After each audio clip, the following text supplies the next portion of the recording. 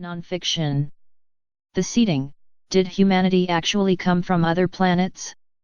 Mini-series Part 1.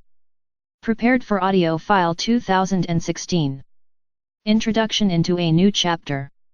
Dear ones, our readers, and most established underlings, it is once again with the greatest of pleasure that we bring to you the antidote for one of the most severe brainwashing epidemics, which have for generations taken over by force the intellect of the entire human species upon this your earthen world Sentana-Ries, with so little opposition through plain ignorance and forgetfulness.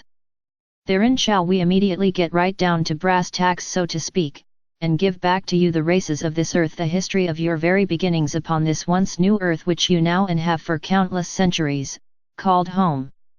It is with much delight you have asked. From paradise into a new continent. Other worlds. After many other seedings, planet Sentana-Ries was next.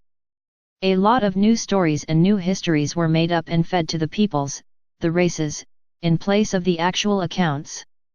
So dear ones, let us now begin at the very beginning, shall we?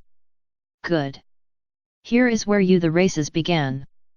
The beginnings of the races in their trek toward this particular earth. The long trek. The beginning trek of countless starships of various sizes and shapes depending upon the culture of each diverse planet or world, set out in search of an ideal world which would accommodate the air content of each race, the thickness or thinness of air quality.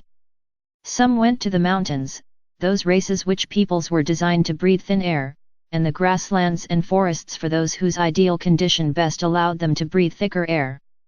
When this earth Sentana-Ries was created, there was a specific reason for its existence which resulted in the Great Galactic Migration. This particular Earth, which on our own star map of the Federation of Free Planets as it originated and as the worlds progressed with the original economic and societal structure of which system you call as being paradise, was designed and originated to be the ideal world to serve most if not all races with their temperament of air quality, nutrition, and environment. And this included not only the universal races of man and woman, the male and female of the species, but also two of each of the animal and fish population from each culture or race. This included the fowl. It resulted in bringing by test tube many diverse species to the new Earth. These included sea life, mountain inhabitants, jungle inhabitants, grasses inhabitants, air inhabitants, and forest inhabitants.